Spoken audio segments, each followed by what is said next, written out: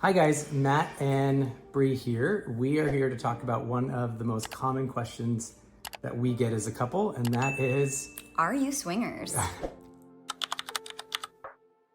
And the answer is No.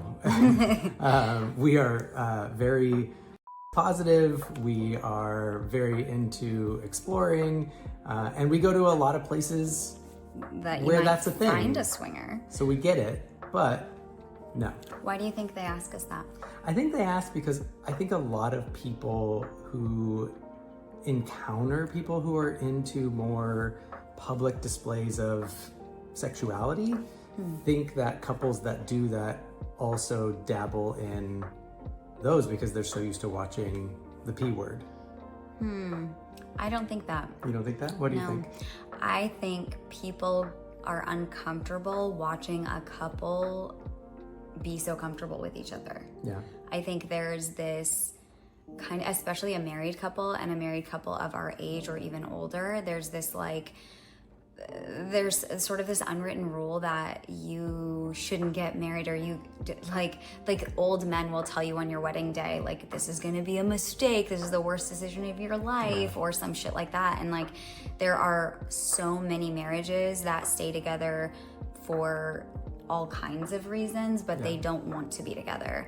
And so I think when people see a couple like us that we enjoy the time we spend together and we enjoy our life fully together, they assume that that means we must be doing some different or salacious or kind of taboo activity, and that it can't just be that we love each other or that we like exploring together or that we enjoy doing and exploring kinks in ways that are kind of uncommon or not as vanilla as Joe Schmo and Sally down the street. Yeah.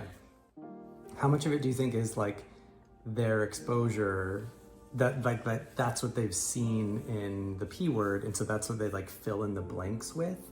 So I think you're right. I think that's like the underlying why, but the reason why they're filling in the blanks with, oh, are you upside down pineapple, are you swingers, is because for them, that's the only like other like taboo category they have for like a couple that is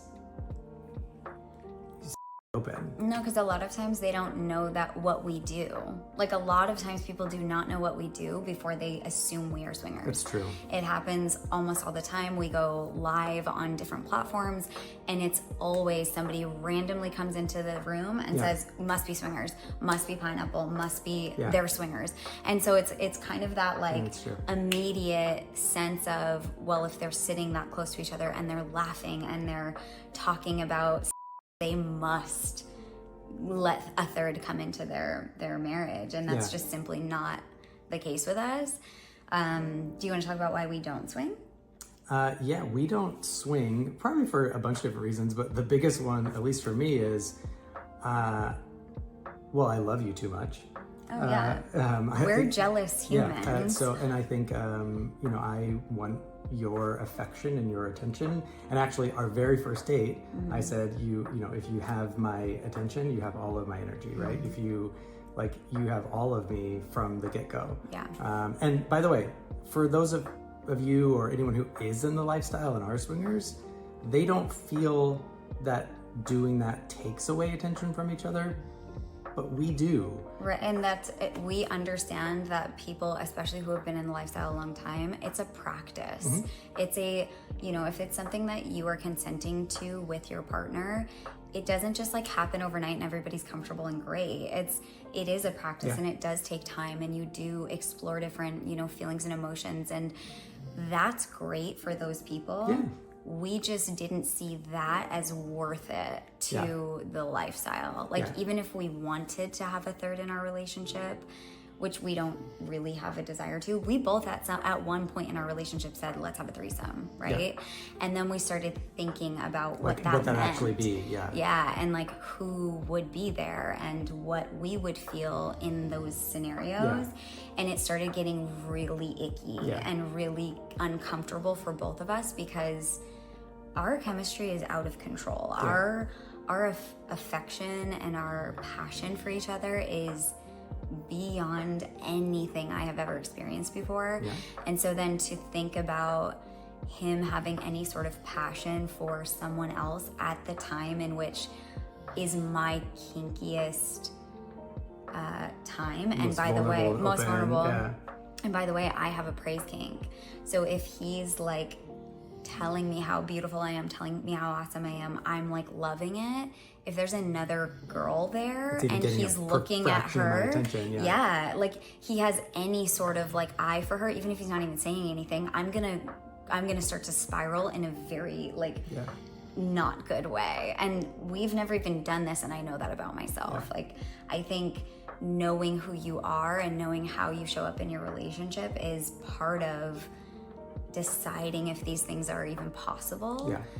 I think, and some advice that I would give that I think we realized was, we did talk about it and we said, well, what would that look like? What would happen? And every time we went, we started like thinking about what would actually happen. Like if you wanted to translate fantasy into reality, what would the real brass tacks be? And every time we did that, we didn't like it. And so still sometimes in the bedroom, we'll still dirty talk about it sometimes, but we both know it's not in reality for us.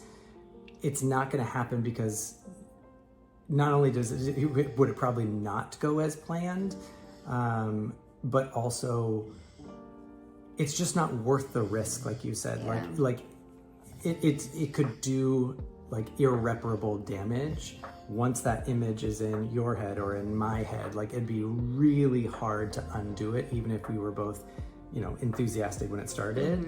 And so for us, it just wasn't worth it. And we have so much fun otherwise without it. And we've been approached. Like this isn't like something that's just up high in the sky, like something we've thought about. No, we've been approached by couples before that have wanted to swing with us. And we have, you know, talked with people about what we're comfortable with. We've actually gone as far as, you know, having conversations about like potentially getting a hotel room with somebody before. But at the end of the day, I think the maturity in our relationship is that we can see that we are not emotionally... We're not made for that. No, we both aren't. And it's not that we're, you know, we couldn't handle it. I just think we just don't want to. And it feels like a lot more work than it's worth. Yeah, and we've had every opportunity. We've been places where we were able to be side by side in the same bed as other people, multiple other people, and we just know that that's not a line that we're comfortable crossing, and so we're good. We enjoy what we do. And... Well, there are some, I think, caveats that, like some little nuances, which is like,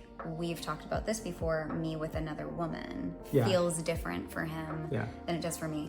It also feels different for me. Like me with another man, totally different than me with another woman. I just think it's, for some reason, it feels different, but I also know myself enough that that type of interaction could also create jealousy within him, and then it's not worth it for me because I want to protect him, because I do value him and respect him. But anyway, that's it for us today. So if ever you're wondering, are they upside down pineapple? The answer is hell no. We're not. Hell to the no. All right. Thank you all so much. Okay, bye. Love you.